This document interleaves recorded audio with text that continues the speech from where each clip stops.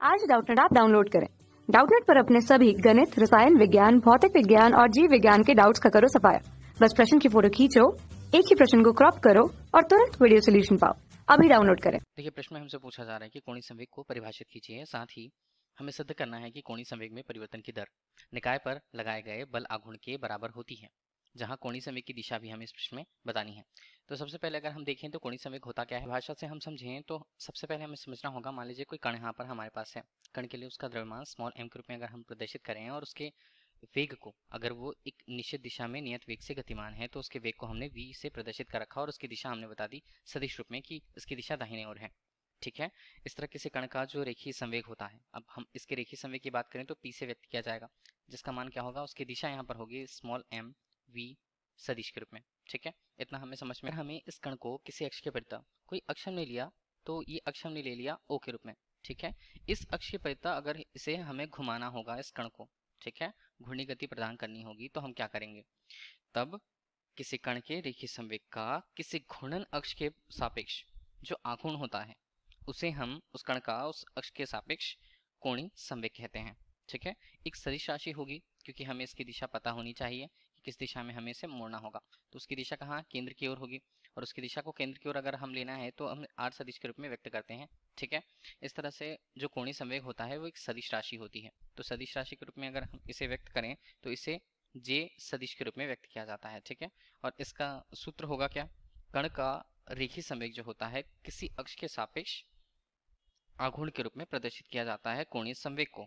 इस तरह से सबसे पहले हम अब देखिए तो इसका मान क्या होगा, इसका मान होगा रेखीय संवेग के रूप में, और रेखीय संवेग का गुणा होगा यहाँ पर कि रेखीय संवेग के रूप में जहाँ पर उसकी स्थिति है और जिस घूर्णन अक्ष के परितः हमें उसे मोड़ना होगा, तो उसकी लंबवत दूरी कितनी है, तो इसे हम केवल लंबवत दूरी के रूप में लिख लें। इस दूरी के परितः हमें घूमना होगा तो उसे हम r सदिश के रूप में लिखेंगे, r सदिश गुणा यहाँ पर इसका मान होगा p सदिश के रूप में। तो ये हमें क्या बता रहा है, कोणीय संवेग के सूत्र को परिभाषा के रूप में कहा जाए तो कहते हैं कि किसी कण के रेखीय संवेग का किसी घूर्णन अक्ष के सापेक्ष आघूर्ण को उस कण का उस अक्ष के सापेक्ष हम कोणीय संवेग कहते हैं। अक्ष क्या होगा, अक्ष की दिशा अगर हम देखें तो वो कितनी क्या होगी, कागज के तल के अंदर और बाहर की ओर होगी।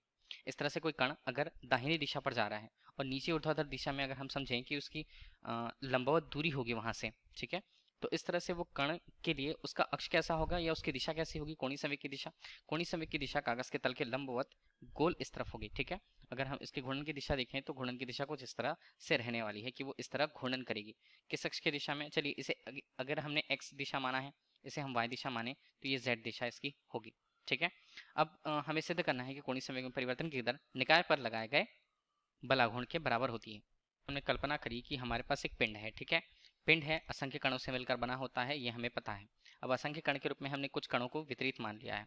ठीक है, तो प्रत्येक कण के लिए उसके द्रव्यमान को अगर हम स्मॉल m कुछ इस तरह से लें, ये स्मॉल m2 इस तरह से लें, और बहुत सारे कण यहाँ पर होंगे तो mn के रूप में हम उनके मानों को रखेंगे।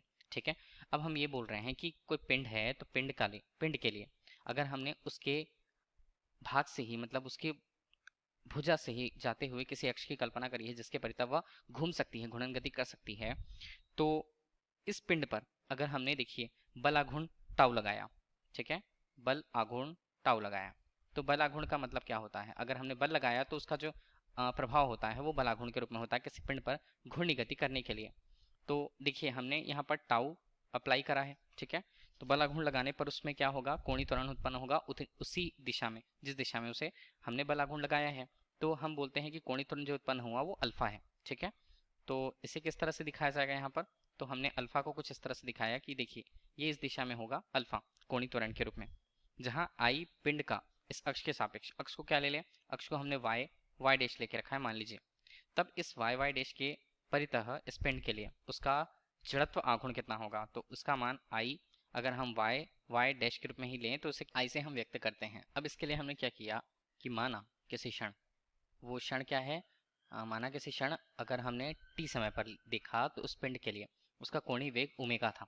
ठीक है, तो कोणीय त्वरण को हम किस प्रकार से व्यक्त कर पाते हैं, कोणीय त्वरण अल्फा के रूप में इसका मान होगा डी ओमेगा बटे डी टी के रूप में, मतलब कोणीय वेग में परिवर्तन की दर जो होती है वो कोणीय त्वरण को बताती है, इतना हमें पता है। अब हम लगे हुए बल आघूर्ण की बात करते हैं तो उसे टाउ से व्यक्त किया जाएगा, उसका मान कितना होगा, उसका मान होगा आई गुणा अल्फा के रूप में। तो टाउ को हम किस तरह से लिख पाए, आई यहाँ पर होगा, अल्फा को हम यहाँ पर लिख पाते हैं डी ओमेगा बटे डी टी के रूप में, इतना हमें मिला।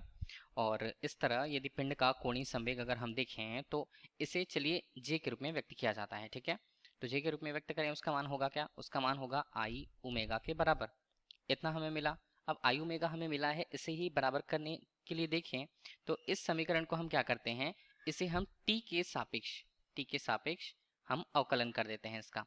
तो सापेक्ष अगर हमने अवकलन करा तो वो आएगा क्या, इसे लिखा जाएगा जे, यहाँ पर हम लिखते हैं तो ये क्या होगा, इसे हम डी जे बटे डी टी, टी के सापेक्ष कर रहे हैं और यहाँ पर मान होगा आई, आई क्या होगा, आई तो उससे संबंध होता नहीं है टी से, तो इस तरह हम इसे लिखें तो डी ओमेगा बटे डी टी के रूप में लिखेंगे। इस तरह से अगर हमने देखा तो आई गुणा डी ओमेगा बटे डी टी का मान किसके बराबर है, डी जे बटे डी टी, मतलब कोणीय संवेग में परिवर्तन की दर। तो इसी से अगर हम देखें और ये दोनों समीकरण को हम रिलेट करें तो हमारे पास मान क्या बनता है, टाउ मतलब बल आघूर्ण का मान यहाँ पर डी जे बटे डी टी के बराबर प्राप्त होता है। इसका मतलब है कि बल आघूर्ण का मान, किसी पिंड पर लगाया गया बल आघूर्ण का मान उसके कोणीय संवेग में परिवर्तन की दर के बराबर होती है। यही हमें सिद्ध करना था, प्रश्न में जो पूछा जा रहा था हमसे। तो देखिए यही हमें सिद्ध करना था। धन्यवाद। कक्षा 6 से 12वीं से लेकर नीट, IIT, JEE वो एडवांस के लेवल तक 1 करोड़ से ज्यादा छात्रों का भरोसा। आज ही डाउनलोड करें डाउटनेट ऐप या व्हाट्सएप करें अपने सारे डाउट्स 8400 400 400 पर।